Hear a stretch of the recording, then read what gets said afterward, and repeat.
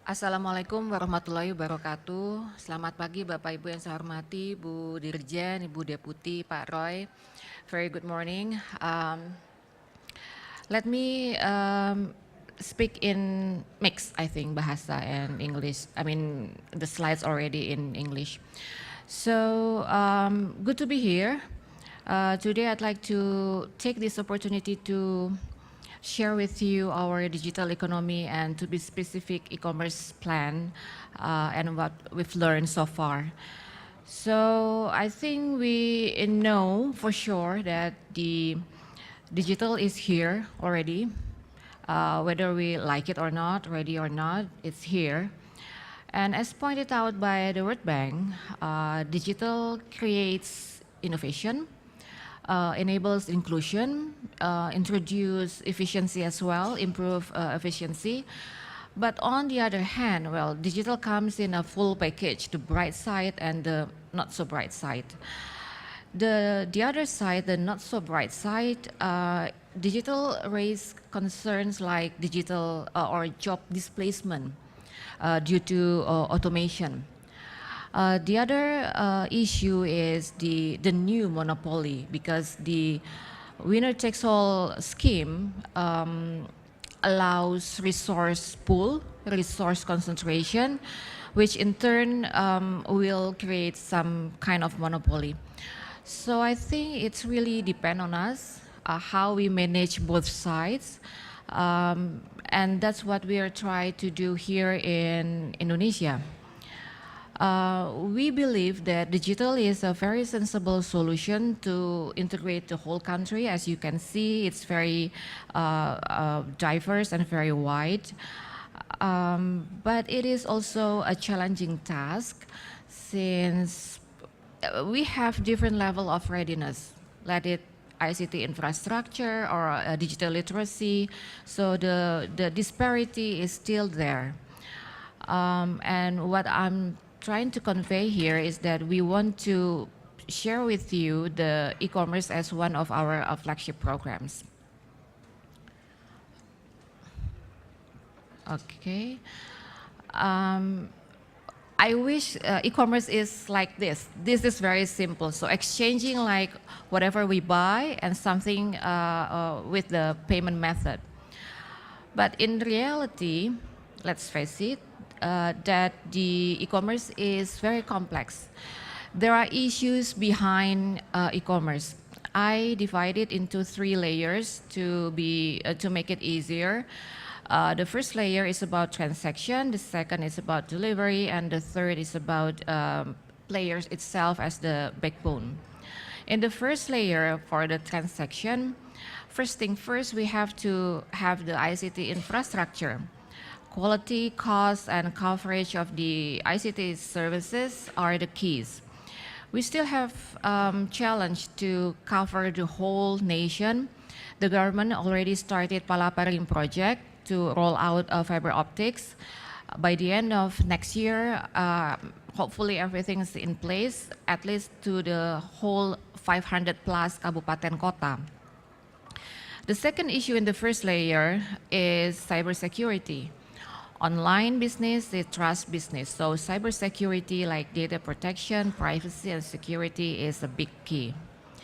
The other issue is payment. I think most Indonesians still prefer to do payment through bank transfer or do payment point in convenience store or even COD. So I think it's a big room for fintech in a way. The second layer is the delivery. So I think it's pointless if we have ICT infrastructure, secure ICT infrastructure, but the delivery of the goods itself is not so good. So we put consumer protection and logistic as the main issues here. And what we see that logistics with or without e-commerce is a struggle. But in e-commerce, the capacity of logistics is very limited. So it doesn't keep up, it doesn't really keep up with the volume of e-commerce transactions. So it's really something that we want to work on. In the third layer, we have taxation, funding, and human resource development strategy as a part of making or strengthening players, the business, SMEs, and startup as e-commerce backbone. Having those issues in mind, the government just launched a presidential decree number 74 last year, just last August, so only a few months, on e-commerce roadmap. Basically, it is an action-oriented plan. It gives guidance to government as well as other stakeholders. It values openness to all parties. I mean, the current data shows that e-commerce is still like exclusive, especially in Java, not really adopted in eastern part of Indonesia. So we want its e-commerce is open for everybody, not only people in Java. The roadmap also values legal certainty and protection, of course, e-commerce players' capacity, and the other one, this is the we really want to highlight is to prioritize and protect national interests as well as MSMEs and startups. So our current leading e-commerce drivers are marketplace and ride sharing. Obviously, marketplace enables more exposure, reduces asymmetric information, creates more job opportunities and innovation, while ride sharing contributes to solve urban traffic problems and creates more job opportunities. But not only that, in the near future, I mean, we are working on how we bring digital to be used in agribusiness, industry, logistics, as well as services that includes fintech. Now, I want to highlight about what we've learned so far. E-commerce in Indonesia started blooming, I think 6 or 7 years ago. Although the government just officially joined in through the launch of e-commerce roadmap, but we take notice what's been going on for the last 6, 7 years. And we also consider a number of things that we think is a good as a lesson learned. The first one is that the stakeholders' collaboration is a must. The government cannot do everything. We have to work with the whole ecosystem. For example, the government wants to create enabling regulatory environment. Some of them we touch a level playing field, cross-border, and SMEs empowerment. But on the other hand, we also need e-commerce players, in this case marketplace, to share their data with us, to show the profile of the industry. Belakangan ini kita melihat ada beberapa data yang belum kita dapatkan secara formal, yang mengatakan produk Indonesia di marketplace hanya single persen. Jumlah makers dari total merchant juga single persen. Coverage dari e-commerce masih di Jawa. Tapi on the other hand, marketplace mengatakan sebaliknya, oh enggak, kita punya sejumlah sekian makers, sekian produk lokal. Kita tidak pernah tahu angka sesungguhnya itu berapa. Oleh karena itu, dalam menyusun kebijakan kita memerlukan data. Kita tidak bisa menyusun kebijakan tanpa data. Evidence-based policy. Kita tidak perlu data yang terlalu detail, tapi yang bisa menggambarkan industri itu berada di mana dan akan kemana. Jadi regulasi itu bisa secara tepat tidak karena bisa dibayangkan target apabila kita mempunyai kondisi di mana produk lokal atau makers kita sangat kecil di dalam marketplace, atau sebaliknya sudah cukup kebijakannya akan berbeda. Disinilah kita menginginkan kerjasama dari players, terutama dari marketplace untuk share data dengan kita. On top of the sharing data, we want, actually it's already happening. I mean, the market players are doing so. They also promote more makers and producers to tap their marketplace, and they also educate merchants on simple things like bookkeeping to e-commerce related activities such as marketing and tax obligation. We have 50 million something MSMEs. Almost 99% of it are micro business. They have no idea about bookkeeping, let alone e-commerce, even simple activity like bookkeeping. So marketplace in this sense, helping the ecosystem actually, not only the government, to introduce to the micro business how to do bookkeeping so they will be more comfortable in the ecosystem. On the other side, the government also has a cooperation with academics and industry, especially to create a digital talent. I mentioned previously on job displacement. What kind of skills that we need 5-10 years from now? I mean, with the context of Industry 4.0, we know coding, big data analytics, for example, are one of the main skills that we need to know. But it doesn't really match with current curriculum or vocational program.